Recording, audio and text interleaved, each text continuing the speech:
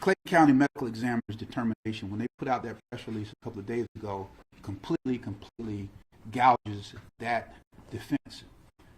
What they did is that they determined that the cause of death was homicide. And I want to be real semantic in this capacity. Homicide in this context means that the baby's death was due to the hands of another human being. Please don't confuse this with criminal homicide, which is basically based upon a statute in Georgia law, OCG. There's a statute in Georgia law that deals with homicide, and it's a completely different definition. But what you saw in their press release is that they determined that it was a fracture and dislocation with a complete transection of the upper cervical 1 and cervical 2 spine and the spinal cord that caused the death. I'm not getting into the medical part of it at all, but C1 is the first cervical vertebra in your spine. C2 is the second one. And so there was a disconnection or break in those two, and that was the cause of death. What is really important for the public to understand is that, this determination done by the Clayton County Medical Examiners was done very, very judiciously and deliberately and objectively.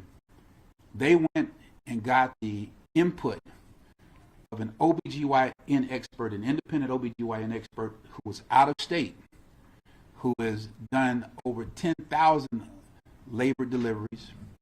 And then they also doubled down on that and got an independent expert who was from Georgia, who has delivered over 9,000 labor deliveries.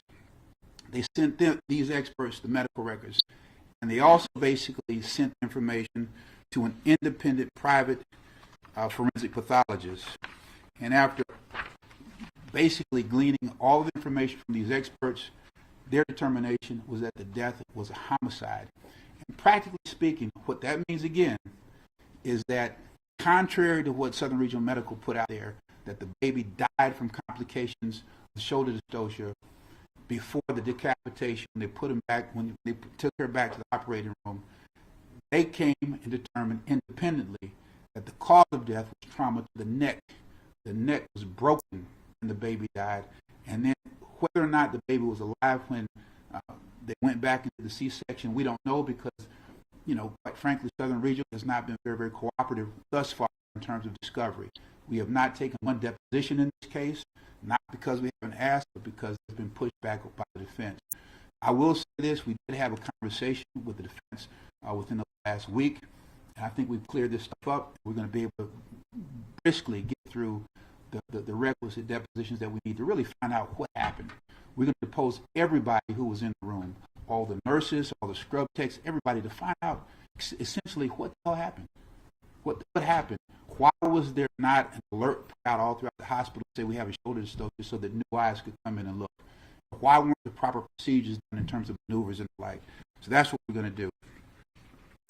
Again, I really want to just say that in terms of the term homicide, everybody watches TV, and homicide is always associated with a crime. I've practiced medicine for 12 years. I've been doing this, basically holding hospitals and doctors accountable for negligence for 20. And I've never seen a circumstance where there's been any kind of criminal allegation against a doctor. And again, that determination is not something within our purview. We have nothing to do with that. That's all under the jurisdiction of the Clayton County Police Department and possibly the Georgia Bureau of Investigation. So we're out of that. We have nothing to do with that. But I just want you to know that there is a distinction. The homicide that is used in this particular term is basically the death was due to the hands of another person. This case, again, we're just talking about the medicine now. But as you all remember, in my opinion, the most offensive aspect of this case deals with the lies and the cover-up that occurred after the decapitation. The fact that Dr. St. Julian came in just an hour or so after the delivery of the baby and failed to tell this couple the details and the specifics of what happened, that the baby had been decapitated. That was not done. That was a lie and a cover-up. lies and cover-ups. Again, it is the hospital staff there at Southern Regional Medical Center trying to encourage this young couple to get the baby cremated in an effort to destroy evidence. They lied to the couple and told them that they were not amenable. They were a free autopsy paid for by Clayton County was not available to them. They did that, in my opinion, in order to force them into getting information. Again, a lie and a cover-up, trying to destroy evidence. And then this is the most egregious part of it. Again, when this couple were there, and I've dealt with dozens and dozens of cases of fetal death and fetal demise. It is normal, natural, proper, and right for parents after the baby is deceased to say, I want to see my baby. I want to hold my baby. I want to touch the baby's fingers before we put the baby away. And they wanted that also. The staff at Southern Regional Medical Center, they lied to them and said, you cannot hold your baby. You cannot touch your baby. And when they did not accept that, when they didn't accept it, they persisted. Then Southern Regional Medical Center, they capitulated a little bit. They said, okay, you can look at your child through a glass window, and they wrapped the baby tightly in a blanket, propped the baby's head up on the body, and set the baby up through a glass window, basically making it look like there was no decapitation. Once again, just defrauding and lying to this young couple. So that's what this case is about.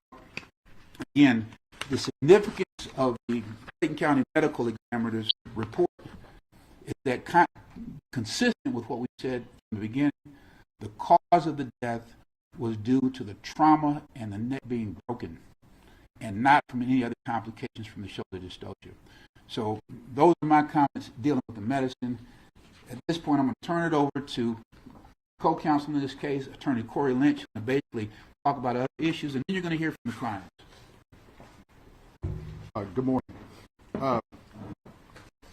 There was also a statement made by Southern Regional Medical Center after we filed the lawsuit that they did, in fact, report this to the proper authorities.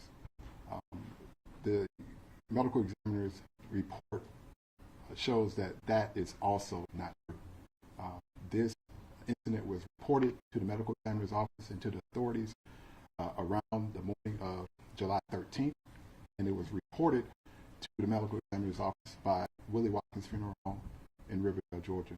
And we would like to thank them for doing so, because this is a situation that, as Dr. Edmond just stated, that they really, really tried to cover up and tried to destroy the evidence of, so that they could avoid being held accountable for their actions. I would also like to thank the Clay County Medical Examiner's Office for their thorough report and for taking the time to get these findings right. Jessica and Travion are here. They've been through a lot. As you know, the last press conference we had, they were too distraught to be here and to speak.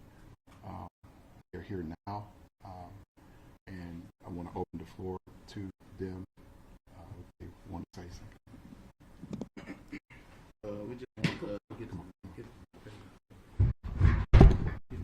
We just want justice for our son. They lied to us. They ain't let us touch him. We don't like it.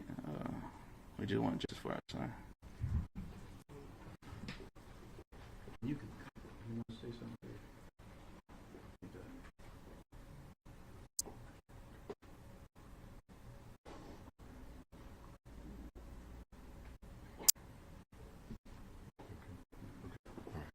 All right. Well, do you all have any questions at all? What was your reaction, or what was the family's reaction when the report came out from the medical examiner basically proving what you guys keep saying since the lawsuit was filing out? I mean, it was not unexpected on our part. I mean, I'm a physician. I mean, I reviewed the records, and it was clear that what caused the baby's death was the trauma to the neck, the doctor pulling on the neck and essentially breaking the neck. So this is completely consistent with what it is we knew prior to even filing the case. It's tragic, it's horrific, but sadly, this is the kind of evidence that you need in order to basically prevail in these kind of cases. As a doctor, Cheryl, what is your reaction to the fact that Dr. St. Jude's license is still active today and she still has privileges at that hospital? I really have no comment on that whatsoever. I mean, once again, we're still in the early stages of discovery. Not by virtue of our lack of effort, we have not taken one deposition in this case. What I need to know is what the hell happened. There were multiple people in the room, nurses, scrub techs, labor, assistants and the like.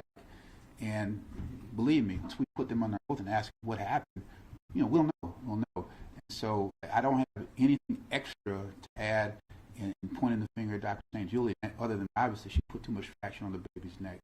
And to answer your question about the fact that she's still practicing, I mean, again, I'm not an expert in terms of who's qualified to practice medicine. They've been doing this, the Georgia Composite Board of Medical Examiners, for 100 years. So I trust them in their decisions. You know that you guys are taking civil action against the hospital and the doctor. This is now turned into a criminal case, and the case has been handed to the DA's office.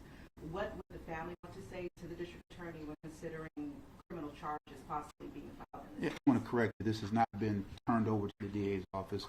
County police told us that they've completed their investigation. They told us this last night, that they handed the case to the district attorney's office. Again, what I want to say very, very clearly is that all of that is in their hands. We are civil litigation attorneys. What it is that the judicial system does with these facts, that's up to them. I said it very early on. Again, I practiced medicine for 12 years. I've never seen a circumstance where there's been criminal liability by a doctor being grossly negligent. This doctor was grossly negligent. Whether or not it rises to the level of crime, again, way beyond my purview, way beyond my pay grade. There are update on the second lawsuit of the person that posted these pictures on social Sure. media. We filed suit against the pathologist. I think his name was Dr. Jackson Gates. Come on, Well, we filed suit against Dr. Gates. To date, he has not answered that lawsuit. So he is basically in default. We filed a default motion. Right. We filed a motion for default judgment in the case because of Dr. Gates' failure to answer the complaint or response to the discovery. We've been able to determine whether the court has granted that motion. Obviously, most of you know, Fulton County civil case system is down, so I can't locate and determine whether the court has granted that motion. But we're confident that we'll prevail on that. It's been nearly 7 months since she's still at this point. Just now starting to get this answer. You all have claimed since the lawsuit was filed in August. Can you speak to that trauma that she's endured? I know it's clear from just seeing her, but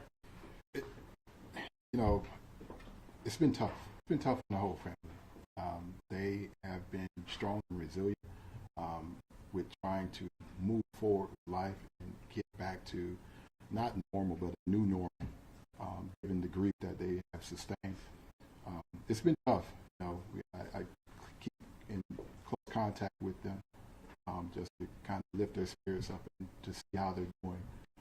We've also they have actually sought out counseling as well for the grief of this, but it's been a lot, as you can see and as you can probably imagine. I know you all are focused on civil aspects of this case, but is there a family representative perhaps, or one of you could address if the family does believe that criminal charges should be filed in relation to this case? I can say that the family deeply and fervently trusts the judicial system. And so, again, they really don't have an opinion one way or another. They're still stuck in grief. They've lost their child. And, are they sitting back waiting for charges to be pressed against the doctor? The answer is no. They're focused on healing and recovery. But this hospital, the hospital they usually went through their monthly checkups or their usual checkups with the pregnancy, or was this just something that as soon as she went into labor, they decided to go to this hospital? Yeah. I mean, just like in most situations in the United States, you have private practices. That's where she got her primary obstetrical care. And these physicians affiliated with these private practices, they have admitting privileges and delivery privileges at a hospital. So there was nothing unusual. It wasn't like she just popped up on their doorstep, full-term pregnant. No, she was scheduled to be delivered at Southern Regional, having been followed by physicians who are on staff at Southern Regional Medical. What's the most damning piece of evidence that you think you have in this case that you hope help you prevail in this lawsuit? Is it this latest findings by the Clay County Examiner's video that was taken there by family members during the delivery process. Do you think that would be the most compelling? You know what? There is no most compelling. It's all really, really jacked up. Every aspect of the evidence that shows what happened is traumatizing. It's something I've never seen in my life. From the medical records, and there is a video that we've basically given to the defense, which shows the excessive traction. And I'll say this, just how the situation was dealt with afterwards is bizarre. I mean, it is diabolical in my mind that after this woman has lost her child, that they weren't candid with her about what happened. They tried to basically force her to get the baby cremated to basically spoil evidence. That they lied to them, saying you can't get a free autopsy at the expense of Clayton County. Now, all of that is bizarre. It is bizarre, and I honestly, so I am going to answer your question. The most shocking thing is what happened after the baby was dead. Well, I just want to, you were referencing this in your initial statement, but from the hospital statement, you said that death occurred in utero prior to the delivery of decapitation. I'm going to say this. Literally, it's possible. We don't. Again, we haven't even taken a deposition. It's possible that the baby was being delivered, and again, the baby's viable. Heart rate is fine and everything. The shoulder social is there, and then Dr. St. Julian broke the baby's neck and killed the baby. That's possible.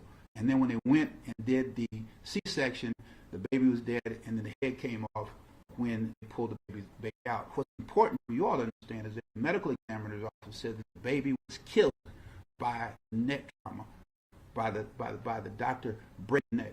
So whether that happened while they were in delivery, while the baby was in the operating room, the cause of death was breaking the baby's neck and spinal cord.